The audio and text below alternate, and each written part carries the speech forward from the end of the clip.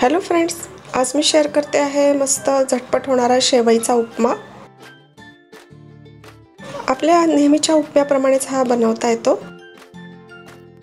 शेवई उपम्यासाठी मी काही भाज्या चिरून घेतल्यात आणि त्याचबरोबर ह्या मी शेवया घेतलेल्या आहेत ज्या मार्केटमध्ये इझिली मिळतात।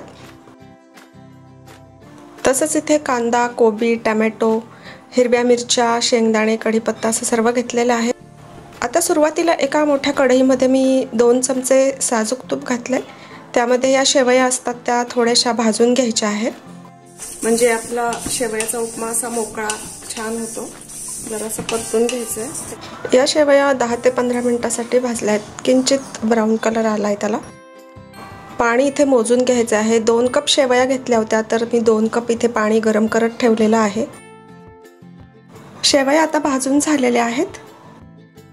आता या शेवया मी एका प्लेटमध्ये काढून घेते। आता याच कढईमध्ये मी पुन्हा तेलाची फोडणी करून घेते। इथे मी मोहरी घालते आहे। त्यानंतर मी यामध्ये जिरे घातलेले आहेत।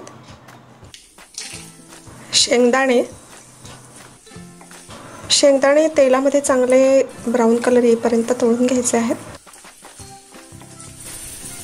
आता घालूयात मिरच्या, नंतर कढीपत्त्याची पाने,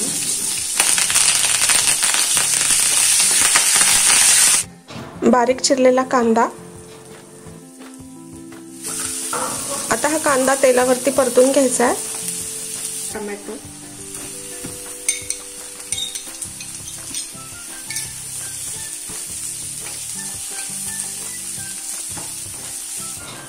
कोबी, इथे भाज्या तुमच्या चॉईसनी अजून तुम्ही घालू शकता, जसं की गाजर, मटार, फ्लॉवर किंवा जास्त भाज्या नसतील तरी सुद्धा काही हरकत नाही।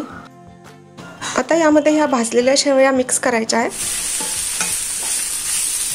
आता या सर्व भाज्या आणि शेवया एक 5 मिनिटांसाठी परतून घेऊया। आता ह्या शेवया ज्या आहेत ना, या फोडणीमध्ये पण थोड्याशा एक 5 मिनिटांसाठी परतायच्या आहेत, म्हणजे अजून छान होतो आपला उपमा, मोकळा खमंग असा मस्त होतो।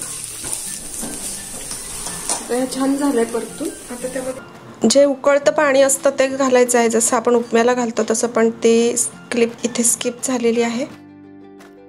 आता अधण पाणी घातल्यानंतर शेवया चांगल्या त्यामध्ये शिजवायच्या आहेत।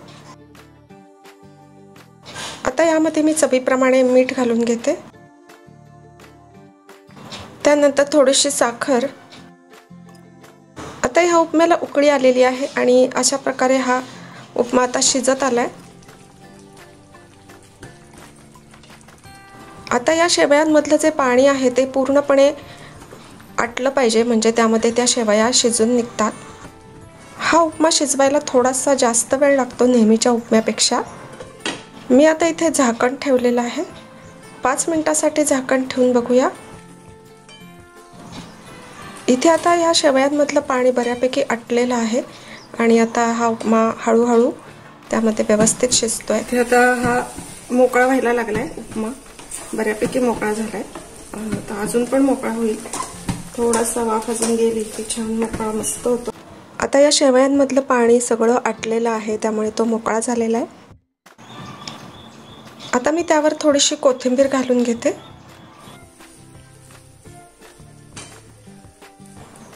आता उपमा छान मोकळा झालेला आहे। मी वाफ जाऊ दिली आहे, त्यामुळे आता एक एक शेवई त्याची सेपरेट दिसू लागलेली आहे। एका प्लेटमध्ये आता मी सर्व करते आहे। आता या शेवईच्या उपम्यावरती मी सुकं किसलेलं खोबरं घालते आहे, किंवा ओला नारळ घातला तरी पण छान लागेल। तसंच थोडीशी शेव आणि कोथिंबीर असं छानसं सजवून आता शेवई उपमा रेडी आहे। तर फ्रेंड्स, हा शेवईचा उपमा तुम्हाला कसा वाटला ते मला कमेंट करून सांगा। आपण पुन्हा भेटूया अशाच एका रेसिपी बरोबर। तोपर्यंत हेल्दी खा आणि हेल्दी राहा। Bye bye.